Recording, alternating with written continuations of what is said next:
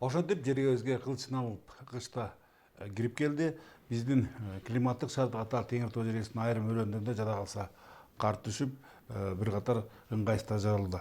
Мына ушул кышка камылга бизде кандай мына ушул суроого жооп алуу максатында бүгүнкү актуалдуу маек программабызга Нарын шаарынын мэри Нурбек Асранкулович Молдокадыровду жана Нарын райондор аралык жылуулук берүү ишканасынын жетекчиси Улан Жамансартович Айтиевди чакырабыз. Саламатсыздарбы? Кош келипсиздер биздин студияга. Сиздер менен актуалдуу маек программасы, студияда мен Бөлөкбай Шермбеков жана кесиптешим Жазгүл Усубали болмокчу. Сиздер биздин меймандарга сурооңуздар болсо, өзүңүздөрдүн экранда көрүп турган WhatsApp байланыш аркылуу сурооңуздарды жөнөтсөңүздөр болот. Биз сөзсүз түрдө сиздердин суроолоруңузду, мүдделериңизди жерде калтырбай биздин бүгүнкү меймандарга жеткирмекчибиз. Нурбек Асранкулович дароо айтыш керек, быйылкы кышка камылга бир катар кыйынчылыктар менен коштолду, жашырбаш керек. Айрыкча мынакей ушул жакында жанагы өлкөдө болгон бир аз элдик толкундоодун кесепетинен ушул кара кечеде кыйын кырдаал жаралды. Мына ушундай шартта Нарын шаарынын кышка камылгалары кандай деңгээлде болуп атат? Саламатсыздарбы, урматтуу телекөрүүчүлөр. Эми туура айтасыз. Негизги биз ушул жайында эле кышка даярдык боюнча бизде штаб түзүлүп, штабтар өтүп келген. Бирок акыркы насип айткандай элдин толкундары же болбосо буга чейин кара кечеде болгон тоо кулаган маселелери, жол булуп калган маселелери кандай деңгээлде өтө чоң таасир берген жок. Биз ошол башынан эле баягы мамлекет өзүнүн кышка даярдык боюнча өзүнүн иш чарасын жүргүзүп келди. Анан Кудай буюрса, азыркы учурда мына сиз айткандай суук дагы уже түшүп келатат. Анан ошого байланыштуу азыркы учурда бизде эки багыт менен иш алып барып жатабыз Нарын шаарында. Бул өзүңүздөр билгендей биз шаарыбызда жылуулук берүү ишканасы иштеп келет. Ошол көп кубаттуу үйлөрдү жана мекемелерди жылуулук менен камсыз кылат. Бул боюнча мына Айтиев Жамансартович дагы өзү дагы ошол иш алып барып даярдык өзүнүн дагы маалымат берет. Экинчиден болсо эң негизги маселе ошол биз жанакы жылуулук берүү ишканасы камтыбаган автономдуу ар бир жанакы жеке үйлөрдү, жеке менчик секторлорду көмүр менен камсыз кылуу. Азыркы учурда биздин штабтын негизинде азыр мына кара кечеде дагы ошо биздин менин орун басарым дагы ошол боюнча биздин эми негизги чоң бир айтып коюш керек. Ошол жеке менчик секторду биздин жеке ишкерлер жана автоунаасы бар ошолор өзлөрүнүн маңдай тери менен ушу бизди жеринен ушу көмүрдү кара кечеден алып келип, же болбосо турук кенен алып келип, ошол биздин шаардын тургундарын көмүр менен камсыз кылып, ошол үчүн дагы бир жолу ыраазычылык билдирип коюш керек. Анан ошол учурда бюджеттик мекемелер бар да, мектептер, ооруканалар, маданият үйлөр деген. Ошолорго көмүр ташыганда бүгүнкү күндө канчалык пайызга кабыс болот? Эми бизде Нарын шаарында биз ошол убагында баягы болгон мекемелерди, жанагы система сакталып калган жерлерди, өзүм ошол биринчи вице-мэр болуп турганда ошо биз мына жылуулук берүү ишканасына биздин бала бакчаларды, мектептерди жана мекемелерди толук кандуу өткөргөнгө аракет кылабыз. Ошонун баары ишке ашты. Азыркы учурда бизде мындай айтканда ошо көмүргө байланыштуу саламат сактоо менен билим берүү тармагында андай чоң маселе жок. Бизде мисалы саламат сактоо тармагында бизде ФАПтарды, айрым ФАПтарды жанагы жылуулук берүү ишканасы системасы жок жерлерди ФАПтарды көмүр менен жылытабыз. Ал жерде мисалы ФАПтар 15 тонна эле керек, 87-чи лицей мисалы шаарыбыздагы ал 20 тонна эле болуп атат. Анын баарын 100% жаптык. Азыркы учурда эки маселе менен иштеп атабыз. Бул биринчиден жылуулук берүү ишканасынын өзүнүн көмүрү менен камсыз кылуу, бул баягы борбордук от казанды. Экинчи болсо ошо биздин жанакы сиз айткан жеке менчик секторду көмүр менен толук кандуу камтыш керек. Улан Жамансартович, мынакей биз билебиз, сиздердин мекеме ушу жылда кышка камылганында кабаттен көрөт да, көмүрүңөр да жетиштүү болот. Анан баягы от жагуу сезонунда мындай көптөгөн үзгүлтүктөр боло бербейт да. Бул жолу кандай болду даярдыктар? Эмнешке үлгүрдүңүздөр? Каражат жетпи ремонтторго? Деги эле даярдык кандай болду? Саламатсыздарбы, урматтуу телекөрүүчүлөр. Мына быйыл жылы атаптын сезон бүткөндөн баштап пандемия болуп 3 айга чейин ушул ооруп алда болдук. Андан кийин ошол кыска убакыттын аралыгында ушул калкты отканалардын баарын ишке киргизиш үчүн биз колдон келишинче аракеттердин баарын жүргүзүп, бүт ремонт иштерин бүтүрүп жүргүзүп алдык. Эң биринчиси эми жердин үстүндөгү оборудованияларды жасасак болот. Жердин астындагы жанагы теплотрассаларды кыштын күнү жер тоңгондон кийин үстүндө асфальт болсо казуу кыйын болот да. Ошон үчүн быйылкы жылы көбүнчөсүн ушу теплотрассаларды алмаштырганга көп көңүл бурдук. Андан тышкары көмүр маселесин эрте тарттырып алалы деп ушу тендерлерибизди өткөздүрдүк. 2700 тоннага көмүргө 2500 сомдон өткөзүп, бүгүнкү күндө 770 келип, баардыгы былтыр астыртабыз бар эле, азыр 65% көмүрүбүз бар. Ошол мындайча айтканда январдын ортосуна чейин жетчү көмүрүбүз запаста туруп атат. Анан билесиздер, Восток Электро менен дайыма карыз болуп калчу элек. Бул маселени дагы Восток Электрого толук карыздарыбыздын баарын жаап бергенге жетиштик. Местный бюджеттен дагы 29 миллион аласабыз бар эле, аны дагы ушул Восток Электрого менен займа счет кылдырдык, өз ара чечимдер менен кылдыртып, аларды дагы жаап бүтүрүп калдык. Анан азыр эми 9 октябрдан баштап мэриянын буйругу менен от жагуу мезгили башталды. Бул баягы наладочный периоддор жүрүп атат. Бир сутка трансформаторлар баягы холостой иштеп туруш керек. Бир сутка сууларыбызды куйдук.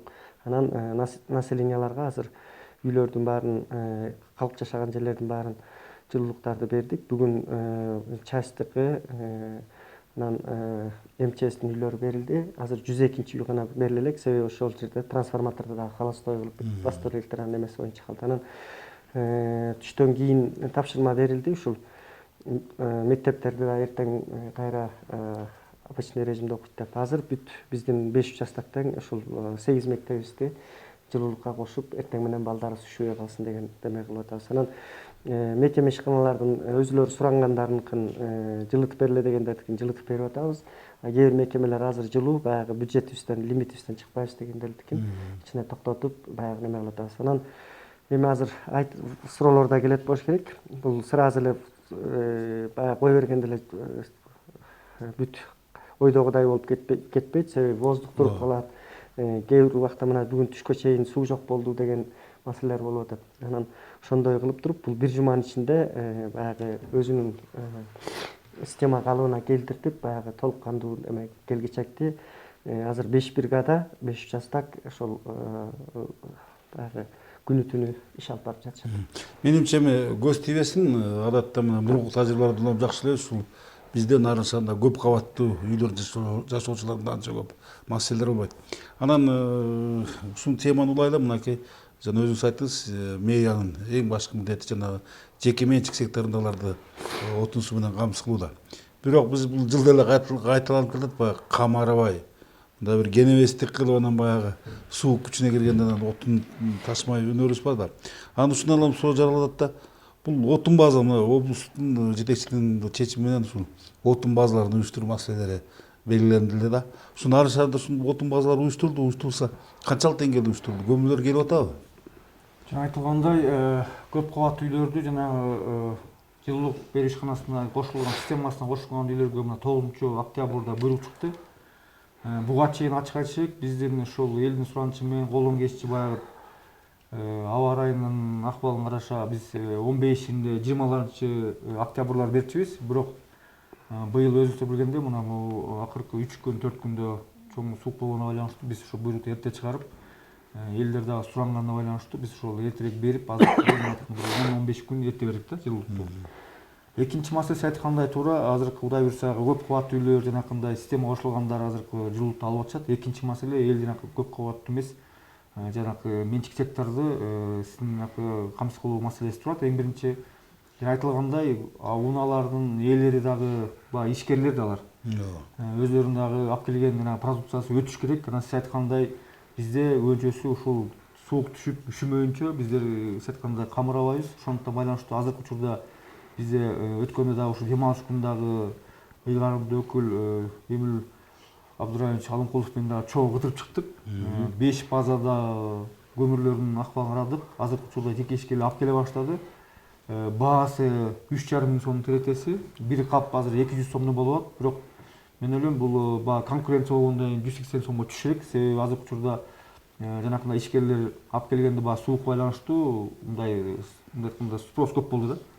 Азыркы учурда ишкерлердин баары мына бүгүн көчөгүндө ошол атайын биздин орун басарым бар, Кара Кечиден азыр ошо ишкерлер менен барып азыр жүктөп бүгүн түнү менен чыгышат. Мына шаарыбызда 5 базада Кудай буюрса көмүр камсыз болот. Экинчиден элге кайрылат элек, ошо биз дагы ошол штабта өткөрүп мекемелерге кайрылуу, ошол облустук, райондук, шаардык мекемелерге кайрылсак, ишкерлер менен ортосунда көпүрөтчүлөр деген маселе болот. Эгер ошо ишкерлер арзан көмүр менен камсыз кылабыз десе, ошо жетекчилерин кайрылып атабыз да. Жетекчилер ошол ишкерлер өздөрүнүн кызматкерлерин уюштуруп, мисалы бир КАМАЗды же бир ховону толук кандуу 20 тоннаны сатып алабыз десе, баасы наличка дайрап коюп 3000 сомго чейин беребиз дегендер болот. Барып деги базардан алган 3,5 сом, 500 сом айырма, ошондуктан ушул маселени дагы кайрылат элек. Эгер мүмкүн болсо биз түзмө-түз ушу мекемелерге ошол ишкерлер менен байланышып ошо түшүрүп берип. Демек силер көпүрө болгонго даярсыңар. Даярбыз. Бул ушуну азыр мына сиздердин эфир менен пайдаланып ушуну биз кайрылат элек. Мэрия кайрылса, биздин ошол ишкерлерди жиберебиз, ошолор менен түзмө-түз иштеше берет да. Бул дагы бир кандайдыр жеринен ошо базарга же болбосо биздин базалардагы баягы нагрузка болбош үчүн ошол эле түзмө-түз ошо ишканаларга түшүрүп бергенге даярбыз да. Бизге WhatsApp'тан да суроолор келе баштаган экен, эмесе жазгыл сөз сенде. Саламатсыздарбы, урматтуу көрөрмандар. Сиздерде өзүңүздөрдө суроолор болсо, анда экранда жазылган номерлерге жазуу аркылуу, жазуу түрүндө жиберсеңиздер болот. Чалууларды кабыл ала албайбыз. Бизге келген суроолордун бири ушул Нарын шаарынын тургуну жазып жатат. Ушу келген сатка келген көмүрлөрдүн сакталышы баягы көп талапка жооп бербейт дейт. Көчөлөр деле ар кандай орундарды ээлеп алышкан дейт. Деги эле ушу экологиялык коопсуздукту камсыздоо максатында көмүрдүн сакталышы жөнүндө маалымат берсеңиздер деген экен. Туура, бул абдан жакшы суроо. Себеби ошол эле кезде ишкерлик кылып атканда ошол эле мыйзамда сакталышы керек. Буга чейин ошо ишкерлерге биз көмүр камсыз кылып атат деп, жардам берип атат деген бир мындай жеңилдик бергенбиз. Мындан ары азыр ошол мына мисалы ошо көк түкөн, ак коргондогу база ошолордун баары эле баягы көмүрдү көчөнүн боюна төгүп, ошол жерден мынакындай капка салып ошол жерде сатчы. Азыркы учурда биз талаптар коюп атабыз. Ошол жерлерден чек аралар менен тозуп, ошол биринчиден ошол шаардын көркүнө дагы, экинчиден болсо айтканда экология, үчүнчү маселе экотех инспекция тарабынан дагы бул боюнча чаралар көрүлүп, штраф салынат деген эскертүүлөр берилди. Ошол мына кыш сезондун башталышынын алдында биз эскерттик, өзүбүз дагы кыдырып айттык. Эгер ишкерлер ошол эле кезде өзүнүн баягы иш аракети менен каражат табаанын негизинде ошол эле кезде мыйзамдар сактап, мына тереде жашоочулардын да укуктарын тебелеш керек. Кийинки суроо, Нарын шаарында топ базаларды уюштуруу иши согун болуп жатат. Шаарда канча база бар дейт учурда? Шаар боюнча бизде 5 база бар. Анан ошол эле ишкерлердин дагы биз дагы ошол мисалы городок аймагында жанагы жылуулук перишканасынын базасын бергенбиз. Аякта крытый помещение бар, 102.104-тün дагы котельный берип атабыз. Ак Коргондо ошол жанагы айрылышында дагы атайын ошол жер участкасын бөлүп берген ишкерлерге. Анан ошол эле кезде ар бир ишкер өзүнүн шартына жараша өзүнүн менчик короосуна болобу, менчиктеги имараты болобу ошол жака төгүп ишкерлик жүргөнгө укугу бар. Мына өзүңүздөр билесиздер, бизде ошол Жаңы жолдо дагы Аттокуров, Раматов Аттокуров Бакыт байкебиз да уюштурган чоң база бар. Ал керек болсо шаар эмес, болгон райондагы жакынкы айылдарында көмүр менен камсыздалат. Ал дагы Бакыт байкенин да азыркы учурда ошол автоунаалар кара кечеге кетишип ошол көмүргө. Ал топ база, отун база иштейт экен. Иштейт, ал уулу менен Нурбек мырза менен иштешкөнбүз. Ал жумушун улантат, буюрса шаарды кызмат кылат. ÖTS аймагында дагы бар.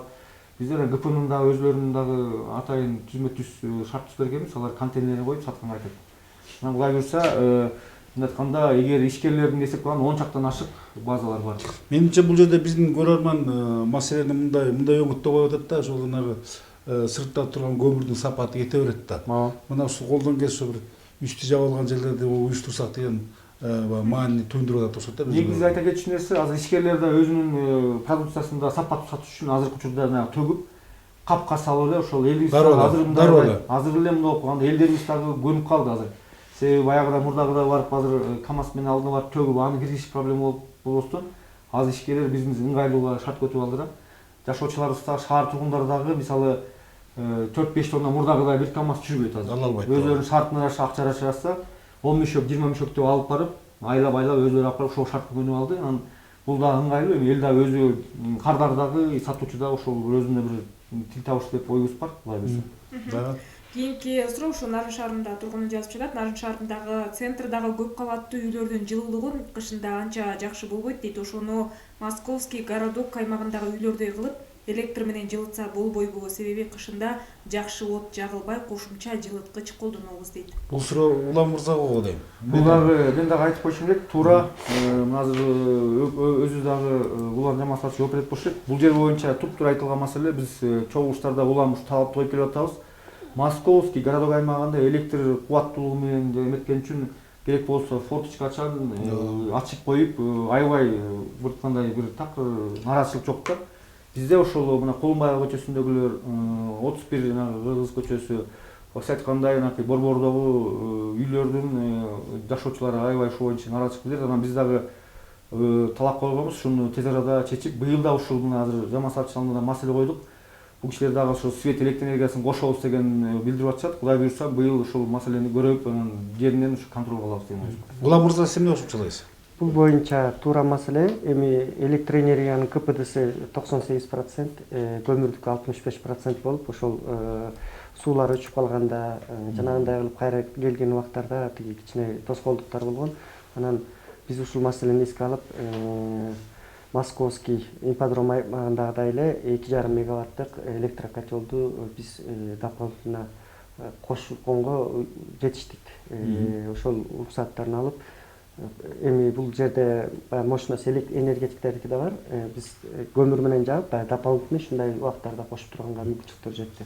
Бул биринчиси көйгөй болчу. Экинчи көйгөй ушу подвал маселелери, теплотрассалардын эскиликтери ушул көйгөйлөр жаратып келип эле. Мына 2 жылдан бери трассаларын алмаштырып, азыр ар бир үйдүн подвалдарына өзүнчө вентилдерди койдуртуп, трубаларын алмаштырганга жетишип, ушуну неме менен аракеттерди кылдык. Кудай буйрса, былтыр дагы ушул электрокотелду кошуп, дополнительный көп маселелерди чечкенбиз. Быйыл дагы ошол эле темп менен иштейбиз. Быйыл буйрса проблема жок эле болот. Ушул жерден бир нерсени тактап алачы, сиздер үчүн, ошондой эле сиздердин кардарлар үчүн жылуулукту электр кубаттуу аркылуу алган натыйжалуу же көмүр менен алган натыйжалуу кандай эме айта аласыз?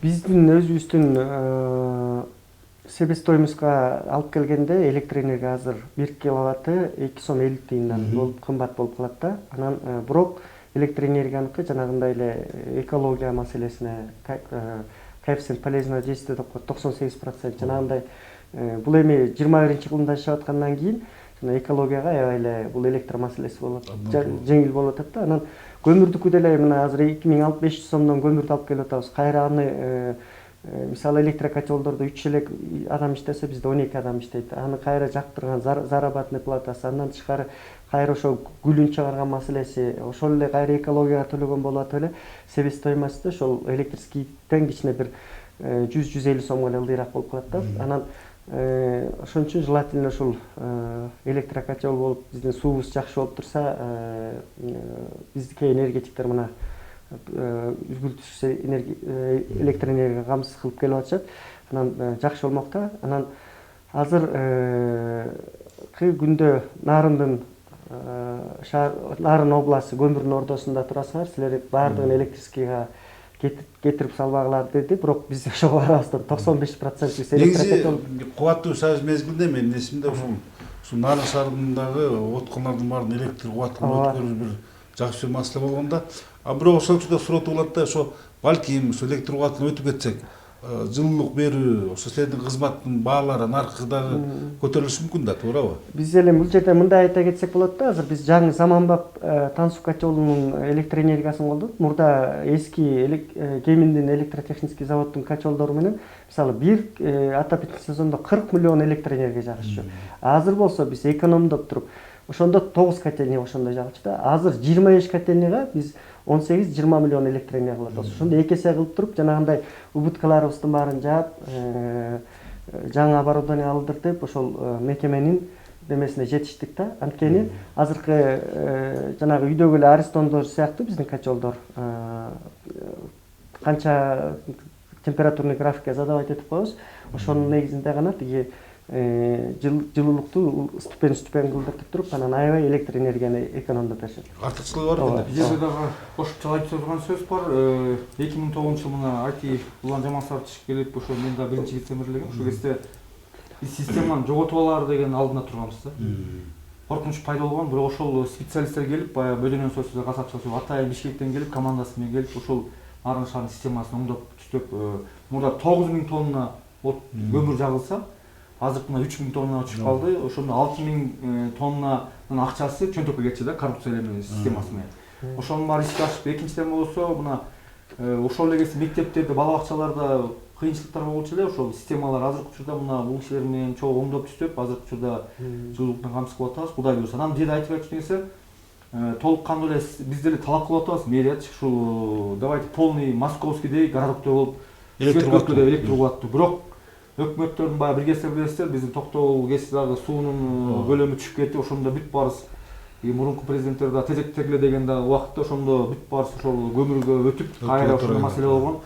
Электр энергияны дагы ачык айтыш керек. Электр энергияны дагы биздеги выработкасы Кыргызстанда ошол сууга байланыштуу, бизде өтө төмөн болуп экен, ошого байланыштуу.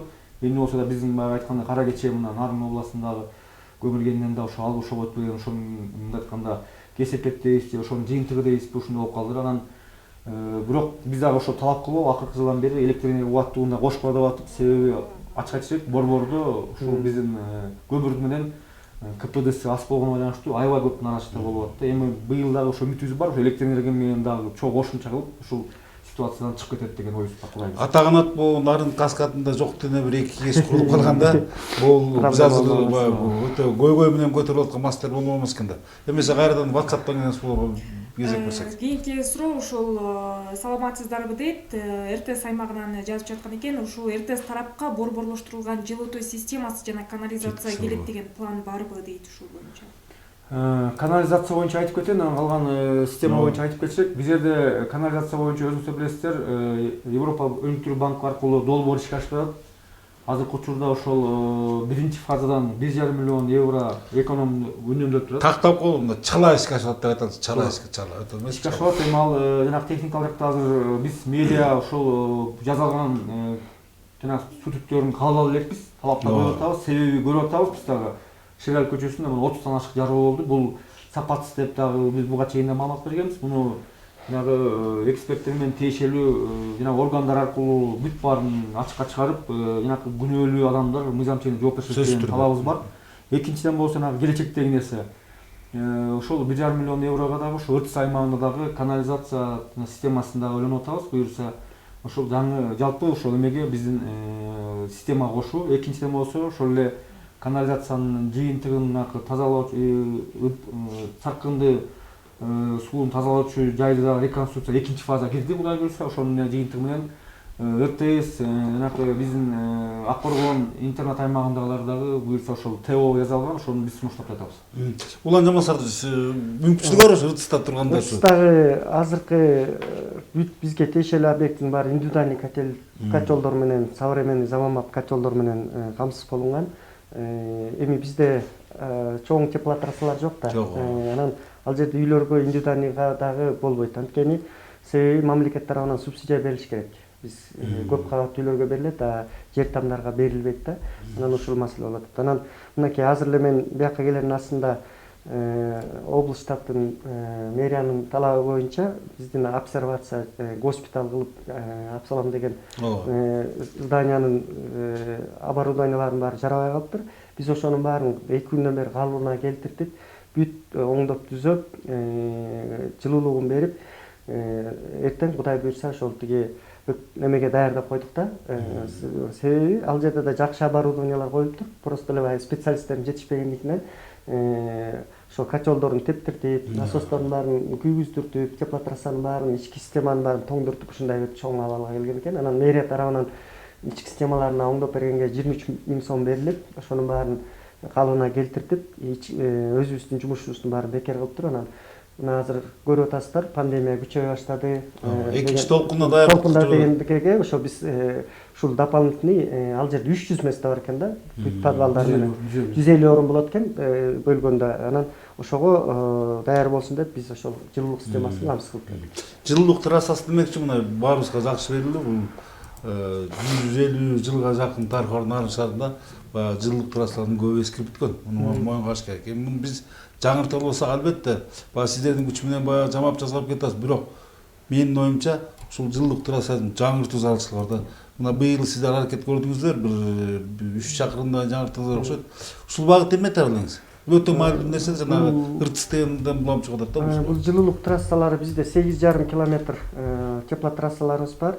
Өзүңүздөр билесиздер, 87-жылдан баштап ошол кооператив жолу менен эле канал жок жер Московскийде асфальттан кылдыртып коюп туруп кылган. Анан алардын баарын мынакей жанагы жыл сайын биз затраттарыбызды азайтып, ушул доходный частьты көбөйтүп келип туруп, анан өзүбүздүн гана күчүбүз менен ушу теплотрассаларды оборудованияларды алып атабыз да, эч жактан каражат келбейт. Анан жыл сайын ошо как вложенияга киертип туруп 10-дон 15%ке чейин теплотрассаларды алмаштырганга жетишип атабыз. Анан ушинтип акырындан алмаштырып алсак, биздин сиз айткандай бул трассалар жарылса, кыштын күнү аябай эле тозок болот да, себеби 1,5 метр тоң каптайт. Андан ары казыштагы кыйын болуп калат, үстү асфальт болсо аны дагы жана неме менен чыгатыштагы элди убакка калат да. Ошон үчүн ушул эң биринчи көңүлүбүз ушул теплотрассаларды алмаштырганга жетишип атабыз. Кайрадан кезек WhatsApp'та. Бүгүнкү күндө Кара Кечиде көмүр алып чыгыш кыйын болуп калды. Ал жак рекептешип кетти дейт. Ошондой эле Нарын шаарынын мэри катары ушул көмүр алып келүүдө кандай жардам бере аласыздар дейт. Өзүбүздүн унаабыз менен барып дагы алып келе албай калабыз дейт. Туура, бул маселе өтө оор. Эми ачык айтышырак, жанагы акыркы 5-октябрда да окуяларына өзүңүздөр күбө болдуңуздар. Ошол жакта жанагындай басып алууда аракеттер болду. Бирок азыркы убакытта ошол мамлекеттик ишкана иштеп жатат. Ооба, бирок моюнга алыш керек, мамлекет ошол деңгээлде азыркы учурда анагы атайын күч структуралары барып тартипке чакырган аракет. Бирок ошол эле кезде мына Кара Кече кени Нарын шаары эмес, Нарын областы эмес болгон түндүк көл, Талас, Чүй, Бишкектин тетисинде эле канча деген 600 000 тоннадан ашык жанагындай атайын жүрүп. Анан тилекке каршы акта жанагындай мамлекеттин дагы чоң көп кубаттуу жанагындай эскаватор кое албагансына жыйынтыгынан очередтер пайда болуп атат. Аны моюнга алыш керек. Бул маселени татаал болуп, мына канча жылдан бери ушу болуп, акыркы жылдары ошол кичине оңолуп, тартипке келип атат. Мен ойлойм, буюрса келечекте дагы жанагы жанындагы ГПН эмес, көмүр эмес, жанындагы Шарбон, Ак жол, жанагы Демилге жана чоң эмелер ишканалар иштесе, өзүм ошондо кичине мындай айтканда разгрузка болот эле. Бирок биздин өткөндө ушул боюнча талап койдук. Нарын областынын, Нарын шаарынын машинелерин атайын бир күн белгилеп бергенге карабастан, бирок тияктан эртеңки күнү башка областтардагы Кыргыздардын, Кыргызстандын аймактарына дагы көмүрдү үзгүлтүп бере албайбыз деген маселе болуптан бул система иштебейт деп жооп берди. Ошондуктан бизден баягы кечирим сурайбыз, ушуну да сиздерге ыңгайсыз жардам бере албаган. Бирок барып ошол эл катары эле көлдүк болобу, чүйлүк болобу ошол катарга туруп, ошол тез арада көмүр менен камсыздана суранабыз. Мен ушул мэрдин сөзүнө кошумча маалымат берет, телегөзөр төмөнөдө маалыматтарды айта кетейин. Статистикалык маалыматтарга таянсак, ушул Кабак көмүр бассейнинде Кара Кечеде көмүр казуу менен алектенген 12 ишкана бар делинет. Тилекке каршы бүгүнкү күндө анын бирөө гана иштеп жатат. Бул мамлекеттик Кара Кече ишканасы. Калгандары тилекке каршы азыркыга дейин негедир тазалоо жумуштары менен алектенген маалыматтар бар. Мен мунун канчалык деңгээлде чындыгы бар билбейт, бирок негизи тазалоо жумуштары жай саратанда жүрүп, ал эми бүгүн ушу кыш чукулдаган маалда баардык ишкана тең көмүр казып кириш керек. Анан мен ойлойм, бул жаатын албетте мынакей жаңадан Кыргыз өкмөтү дайындалып атат, структурасы бекип атат дегендей. Мына ошолор түздөн-түз биринчи кезекте мына ушул кышка камылгага өтө мамилени күчөтүп, талапты күчөтпөсө, ачыгын айтып коюш керек, коркунуч бар. Бир жалгыз ишкана областтын өлкөнүн түндүгүн камсыз кыла албайт. Муну ачык айтыш керек. Демек, биринчи талап ушул өкмөт башчы эркендер эң кирде мына ушул Кара Кечедеги жана көмүр казуу менен алектенген ишканалардын же иштетип өндүрүштөрүн жандандырыш керек. Бул болсо лицензияларын алууга туура келет. Себеби туура айтасыз. Жөндөп турган ишканадан бизге эч кандай пайда жок. Мен ойлойм, мунун дагы тиешелүү жетекчилер. Жерде айта кетчү нерсе, мына ошол эле Акталадагы Кара Кече туруп кенин дагы 4 лицензиясы бар. Ошонун азыр бирөө эле иштеп жатат да, туруп майнинг. Ошол эле кезде Сардар ЖЧКдагы техникаларын алып кетип, кайрап келип, башка дагы лицензия алгандардын баары эле ушундай шайлоого байланыштуу биз быйыл баса албайбыз деген маселе. Ушундай маселелердин баары жергиликтүү бийликтин колунан келбейт экен. Себеби лицензиянын баары өкмөттөн мынага атайын ГПКнен берилет. Ошолордун баары көзөмөлү дагы биз чыркырап айтып маселени баары койгону менен бирок ошол эле Бишкектин деңгээлинде чечилбей аткан, сиз айткандай жаңы өкмөт азыр мына ошо элдин дагы толкуну ушундай баягы шартка байланыштуу ошонун баары жөн болгон жок. Элдин талабын дагы ушул именно ошону айтып атат. Мындай кен байлыктар боюнча өзгөчө мамиле кылып ушул элге кызмат кыла турган, бир эки кишинин эле чөнтөгүн иштебей, элге кызмат кыла турган мындай шарт калып келишек деген талап болуп атат. Негизи отун өндүрүү тармагында онуттуу реформа керек. Ал реформа биринчи кезекте көпчүлүктүн, жалпы калктын кызыкчылыгына иштеш керек. Тилекке каршы бүгүнкү күндө баягы кезегинде Акаевдин кезегинде баягы прихватташтыруу мезгилинде бүт баары менчикке кеткен, мына ушунун кесепетин азыр карапайым калып тартууда. Кайрадан кезек Жазгүлдө. Кийинки суроо ушул Нарын шаарындагы Ленин 102 кабат үйүнө качан жылуулук берилет дейт. Бүгүн да берилген жок. Мэрияга кат жазганбыз, жооп жок. Үйлөр суук, балдарыбыз үшүп жатат дейт. 102 үй боюнча мен сөзүмдүн башында айттым эле. Восток электро тарабынан трансформаторлор кошулду. Алар жанагы өзүлөрүнүн эрежеси боюнча 12 саат туруш керек да, минимум 24 саат 12 саат. Анан Кудай буйрса ошол жанагы эрежесин сактап туруп, алда күйүп кетсе көп акча болуп калат. Анан буйрса эртең менен кошобуз ушул. Буга техникалык себеп экен да. Техникага байланышкан. Антпесе ички системалардын баары даяр. Эртең менен кошулат деп айтып атат. Эртең менен кошулат. Негизи мен ойлойм да ушул азыртан ушу кем каштар көрүнсө баягы азыртан толуктап калыбына келтирип алса анан кыш баягы жеңил өтөт. Бул өзүнүн технологический процесс да. Анткени азыркы күндө биз эле эмес, бул биздин Нурбай Асрабович айтпады өзүнүн сөзүндө. Жылуулук эрте кошулуп калды да, эрте берилди. Анткени биз буга чейин ушул трансформаторлорубузду, теплотрассаларыбызга сууларыбызды астала даярдап, иштеттиртип, катты жаздыртып, сууларыбызды куюп койчубуз. Анан внезапно ошо суук түшүп кеткенине байланыштуу ушул экинчиден да пандемия күчөп баратат, элдер ишип отуруп жанагындай суу тийбесин деген шарт менен эрте кое берип калды. Ошон үчүн кичине ушундай техникалык себептер болду. Экинчиден дагы Восток электронун биздин балдар дагы ошол этап менен катенилерди кошуп атат. 31 катени бар да. Анан ошого кичине бүгүнкү 102 болуп калды. Буюрса эртең менен эрте кошуп калат. Демек атты кичине эртерээк теминдип отуруп калган экен. Кийинки суроо. Кийинки суроо ошо саламатсыздарбы? Офицерлер составынын үйүндө жылуулук берүү жыл сайын жакшы эмес дейт. Кошумча дагы жылуулукка иштетебиз, эл нааразы болууда. Эмне үчүн дейт акчасын. Офицерлер кайсы? Бул менимче Ленин көчөсүндөгү батальондун үйлөрү туурасында кеп болот керек. Батальондун үйүндүн боюнча жылуулук берилди. Ал жерде теплотрассалардын баарын оңдотулду. Чоң утечка бар экен. Жарабай калыптыр дагы. Анан ошол утечка болгон сайын тендин баары күйүп, асфальттын астында экен. Анан ошону быйыл тапшырманы берип, ошол жердин баарын алмаштырдык. Бул биринчиси. Экинчисинде подвалдагы системасынын баары жарабай калыптыр. Аяктын баарын тазалап, оңдоттуртуп, жанагы вентилдердин баарын алмаштырдык. Ошол жерде эле дагы эле технический причина болуп туруп, ошол вентилдер шочкалар түшүп калыптыр. Ошолдун негизинде баягы жакшы циркуляция айланбай калган эме экен. Анан Кудай буйрса бул мезгилде болот. А былтыркы жылыбай алган кылгандын баарына перерасчеттордун баары болгон. Ушул жерден кечикпиз Нурбек мырза. Кошумчалап койчу нерсе жанагы ушул жертөлөдөгү подвалдагы жана жылытуу системалары. Менимче биздеги Нарын шаарындагы көп кабаттуу үйлөрдүн бир 80-70% ушундай кейиштеп алды да. Муну баягы капиталдык түрдө жаңыртууга керек, бирок бунун үчүн каражат керек да. Ушул жаатын неме айта аласыз? Бул боюнча мынакей квадратына 40 тыйындан детип туруп 27 сомдон айына чыгып турат. 3 кабаттуу, 2 кабаттуу үйлөрдүкүнөн. Анан ошондон түшкөн акчаны биз чогултуп алып, радиаторлар гана өзүлөрүнүкү, калгандарынын баары подвал, стояктын баары биздики деп туруп көп үйлөрдүн баарын жасап бердик да. Демек бул жерге жашоочулар дагы өзү да бир салым кош керек. Салым кош керек. Бул жерде дагы толуктоочу нерсе, биз да ошо талап коюп атабыз. Жанагындай ошол эле кезде мына жылуулук системасы кошулгандын баары жылуулук жакшы ала албай, ошол эле кезде кайра эле электр энергия күч келтирип, обогреватель жылдык сайгандагы бул туура эмес деп биз дагы эсептейбиз. Себеби атайын мамлекет көп кубаттуу үйлөргө дагы субсидиясын берет. Экинчиден болсо жылуулук бериш гана төлөйт.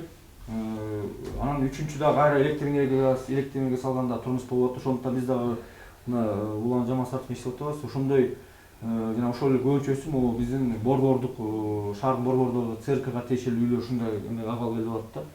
Анан ошону да биз талап кылып атабыз. Эртеңки күнү Московский мына ипподром биздин городоктук аймактагыдай жылчык сайбай, наоборот ошол дебирде айтышат, бизди жыл аябай ысык болуп кетти. Кичине отту басандатып калды. Суранычтар болот. Ошо борбордо эле биз кайра от жакпайсыңар деген маселе болот. Анын баарын түшүндүрүп кеттик, көмүр маселеси болот. Электр энергия менен дагы жардам берем деп атат. Экинчиден болсо мынакы жылыткыч деген маселе негизи козголо баштайт да. Бул жерде мен да толуктай кетейин. Биз акыркы калып калабыз да. Себеп биринчи свет өчөт, кайра жылыткыч жакты ошончо суу келип калат. Экинчи суу мынакей биз азыр өзүбүз жер астынан да сууларды чыгартып алып, баягы үзгүлтүксө өспөсүн деген эме болуп калдык. Анан суу маселеси мынакей азыр баарына белгилүү. Мына бүгүн да жарылды. Ошол суу жарылган убакта кайра токтоп, анан кайра жылгыч жакты элдер ошол убакта перерасчет болуп талап кылып калат да. Анан эле келип туруп эле кармаган эле тепло болуп калат да. Анан силер жылытпай атасыңар, силер тинтпей атасыңар деп калат. Атак Кудайга шүгүр, азыркы күндө бир 95%-биз биз ушул Бишкек шаарындагыдай эле демеге келдик. Экинчиден биздин холодный пятидневка деп коебуз. Минус 29-га чейин чыгып кетет. Средний жанагы сууктун күчүгө келген убакта. Средний месячный температура январь, февраль, декабрь айларында минус 18-20 градус. Это элестетип көргүлө, бул почти Кыргызстандын Сибири десек болот да. Биз ошого туруштукту берип, энергетиктер үзгүлтүксө энергетиксин берген үчүн ушундай биз эмеден чыгып кетип атабыз. Мисалы Бишкек шаарында, Ош шаарында отопительный сезон 8 градус, 5 градус болуп турат. Бизде минус 29. Элестеттиле, ошол экөөнүн асман менен жердеги болгон убакта биз ушул эме менен келип калып атабыз да. Анан бизде дагы экинчи немени айта кетиш керек. Бул кургак суук болгондуктан гана ушуга түтүп атабыз да. Эгер жанагындай влажный суук болгондо анда бул кыйын болмок. Анан Нурбек мырза, мынакей суу деп калдык, таза суу деп калдык. Мына бүгүн чынында нарындагы көп кубаттуу суу толук жеткен жок. Негедир кыштын алдында, кыш учурунда ушундай нерсе көбөйүп атат. Мунун себеби эмнеде? Жай бою анча болуп эле ушу кыш келгенде эле кайра. Мунун себеби эмнеде? Мындай эле бул акыбалды оңдоонун жолу барбы? Бул эми жанагы улан жамансат айтып кетти, сиз да өзүңүз айтып кеттиңиз. Көп кубаттуу үйлөрдүн жанагы астындагы жылуулук системаларда 70-80% иштен чыкты. Биздики да Нарын шаарында мына азыркы 2-3 жыл бери башталды реконструкция. Ага чейин элдин чакан көчөлөрдү элдин колдоосу менен өздөрү алган түтүкчөлөр менен биздин жардамыбыз менен коюп, өздөрү кошуп кеткендер жаңыланып калды. Акыркы бир 10 жылга элдин шарты менен. Ошол эле чоң жана көчө түтүктөлөр баягы эле эски системалар. Анан эми ошол мына жанакы чоң үмүт менен бир Европа банкынын жанакы кредити, анан ошол грант негизинде иш баштап мына аракет кылып жанакы түтүктөрдү жаңырта баштаганбыз. Анан бирок Нарын шаарында ошол биринчи фаза боюнча бир көйгөй пайда болду. Ушу биздин Шералик көчөсү. Мына Шералик көчөсүн быйыл биз асфальттайлы деп элдин дагы ушундай сунуштары боюнча чаңдалат деген маселе болгонбуз. Азыркы мына акыбалын көрүп атасыздар. Бирок ошол асфальттардын алдында кайра эле ошол жарылар көп болгондон кийин тототуп койдук. Эми ушул түтүктөр жаңыртылган түтүктөр жарылып атабы? Эскисин жаңырткандай болушту, алмаштыргандай болушту. Шералик көчөсү боюнча бүгүн мына сиздер өзүңүздөр билгендей, бүгүн ошол мына Таранчы көчөсүндө жарылды. Бул спорт школасынын көчөсү. Ошондо эски труба жарылды да. Анан жаңы трубалар болсо Шералик көчөсү боюнча жарылып атат, касып атабыз, кайра оңдоп атышат. Бул боюнча подрядчик мойнунда.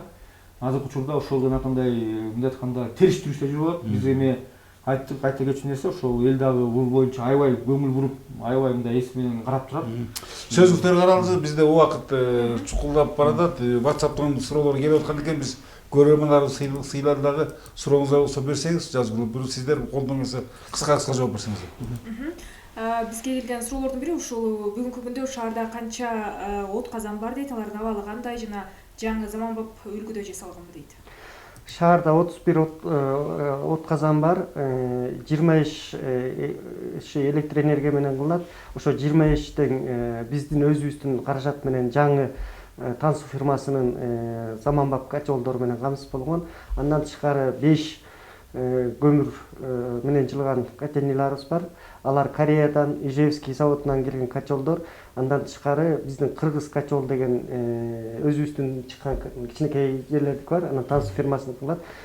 Кудай буйрса биз оборудованиябызды 100% жаңы оборудование менен кылып туруп, ошол жана башында айтылып кеткендей 60 миллиондогон убытканы биз жок кылып туруп, ушул жалаң убытканы жоготуп туруп, биз жалаң ушул экономиядан чыгып туруп, теплотрассаларды алганга, техникаларыбызды алганга, оборудованияларды оңдогонго, даже калса зданиябызды оңдогондун баарын ушул кичинекей коллектив ушуга жетиштирди. Уламызда кыска дагы суроолор барбы? Кийинки суроо Блиц кылалы саламатсыздарбы дейт Улан мырза, мен сизге бере турган суроом дейт, жогоруда айтып өттүңүз, жылуулук чоң көп кабаттуу үйлөргө берилет, жер тамдарга берилбейт деп, анда городок аймагындагы котельниydин тегерегиндеги үйлөргө берип жатпайсыздарбы жер тамдарга дейт, ушул боюнча маалымат. Үйлөр кошулганбы? Бул союз кезинде эле ошол городоктун тегерегиндеги үйлөрдүн баары кошулган экен. Ошол теплотрассалар болуп чоңойтулат деп бүт бар экен. Анан биз ошонун баарын ал биздин абонент болгондон кийин бербей алганга мүмкүнчүлүгүбүз жок. Ошол жакындагылар алганга мүмкүнчүлүк бар. Ал не только городок эмес, Московскийде дагы СРКнын тегерегиндеги үйлөрдүн баары ошол биздин дагы бир суроо кыска. Ушу Нарын шаарындагы аз камсыз жана ден соолугуна мүмкүнчүлүгү чектелген жарандарга көмүр берилеби дейт. Ооба, бизде ошол атайын жанагындай каражат бөлүнгөн, урматтуу биздин шаар кеңеш депутаттары менен. Ошол бүгүн эле биз анализдеп, азыркы учурда тизмели соц защита тарабынан тизмели аныкталып атат дайырсы. Ошол эле 1000 сомдон берилет ар бир бизге аз камсыз болгон үйлөргө көмүр алуу үчүн. Экинчиден болсо ошол эле тизмедеги адамдарга биз муктаж адамдарга жанагы спонсорлордун жардамы менен билесиз, кайрымдуулук фонддор дагы ушул кышында көмүр алып келип жүрөт. Ошолордун менен дагы камсыз кылабыз. Экинчиден, үчүнчүдөн болсо ошол биздин өткөндө мына кара кечеде штаб болгон, ошондо биз көмүр кендери менен сүйлөшкөнбүз. Нарын шаарына атайын соц көмүрлөр келет. Ошолорду дагы ошол кишилерге таратып беребиз. Ошондо коло келишче биз калыс, ачык айкындуу кылып ошол мындай айтканда көлөмү бийлөмчөдөй кылып беребиз. Бизге түшкөн маалыматтарга таансак, мына бүгүн эле ушул Нарын шаарынан 5 автоунаа ушу атайын ушу социалдык жактан колдоо муктаж топ үчүн деп көмүргө жөнөтүлдү деген маалымат бар. Буюрса алар келсе дагы ушул социалдыктан колдоо муктаж топтор сөзсүз түрдө таратылат. Тилекке каршы бизге берилген убакыт соңуна келип жетти. Биз көрөрмандарга терең ыраазычылык билдиребиз. Ушул бүгүнкү көрсөтүүлгө активдүү катышып, WhatsApp байланышы аркылуу суроо бергениңизге биз терең ыраазычылык билдиребиз. Ошон учурда сиздердин суроолорго толук жооп ала алганыбыз үчүн кечирим сурайбыз. Эмесе сиздерге эркин микрофон программанын соңунда биздин ушундай традиция бар. Эл журтка айтар кеп. Урматтуу Нарын шаарынын тургундары, өзүңүздөр билгендей мына быйыл 2020 жылда өтө оор жылдардын бири болду десек болот. Кудай буйрса мына сиздер менен чогуу ынтымакта, биримдикте, сабырлык менен ушул биздин жайында болгон пандемияга дагы сиздер менен чогуу туруштук бердик. Кудай буйрса экинчи толкун келе жатат деп дагы биздин эксперттер айтып атат. Кудай буйрса анын бетин арылсын. Бирок эмне болсо да биз азыркы учурда шаардын тургундары мына жакшылап сиздер менен иммунитетти бекемдеп, жакшы бир өзүбүздүн жанагы спорт менен машыгып ошол ооруга дагы экинчи колкуну келе турган болсо туруштук берип, ынтымакта биримдикте баягы жеңип кеткенге аракет кылалы. Өзүңүздөр мына бүт баарыбыздын башыбыздан өттү, тажрыйба топтоп калдык. Кудай буйрса үчүнчүдөн болсо мына кышка даярдык деп маселе айтылды. Кышка даярдык боюнча буюрса колдон келишинче аракет кылып сиздерди буга чейин кыштардан бул оомунан оор убакытта чыгып келгенбиз. Буюрса да биз Нарын эли ушул кышкан татынакай чыгып келет деген чоң үмүтүбүз бар. Үчүнчүдөн болсо мына акыркы 5-октябрда болгон окуя дагы чоң таасир этти. Мен ойлойм буюрса сиздер менен ынтымакта, биримдикте болгон мыйзам чегинде азыркы мекемелердин баары болгон бийликтин бутактары иштеп жатат. Бүгүн да ушу жогорку кеңештин төраганы шайлап, андан кийин милициянды өкмөттү шайлап, эртең ушу өкмөт дагы ушул биздин кыштан чыгып кеткенге, оорудан айрылганга, ушу жаңы жылга 2020 жакшы маанай менен ден соолукта оорубай бүт туугандарыбыз менен аман эсен кирип келет деген чоң үмүтүбүз бар. Дагы жолу сиздерге ыраазычылык билдиребиз. Улам мырза, сизге 30 секунд. Убакыттан пайдаланып Нарын элине чоң терең ыраазычылык билгизет элем. Мынакей 4-октябрдан кийинки ушул биздин айрыкча биздин абоненттер баары колдоп, коллективин ушул кайра менин жумушка келишиме чоң көмөк кылды. Кыргызда жакшы кеп бар. эл менен болсоң бийиксиң, элден чыксаң кийиксиң дегенден кийин ушул жаштыгымда ушул кичинекей чагымдан келип ушул эмгегимди баалап берип ушул баардыгыңыздар кылганга мага дагы чоң шык жаратты, чоң ийгилик жаратты. Мындан ары дагы элиме ак кызматымды кылам деп сиздердин астыңарда таазим кылам дагы сөз беремин. Анан экинчи урматтуу биздин абоненттер, көбүнчөсүн жана үйдөгү желдериңиздерди өзүңүздөр чыгарсаңыздар, балдар жетишпей калып атат. Анан пробкаларды, крандарды ачып коюп, ошо суу каптаган жерлер болуп калып атат. Ушуларга аябай балдарга көңүл буруп койсоңуздар, анан Кудай буйрса баардыгын тыгыз байланышта биздин коллектив менен сиздерди кыштан üşүтпөй жакшынакай алып чыкканга сөз беребиз. Мен дагы сиздердин ушул каалуу тилектерге коштуу менен көрөрмандар менен кош айтышмакчыбыз. Ылайымга жерибизде ынтымак, биримдик жана албетте жылуулук болсун. Саламат болуңуздар.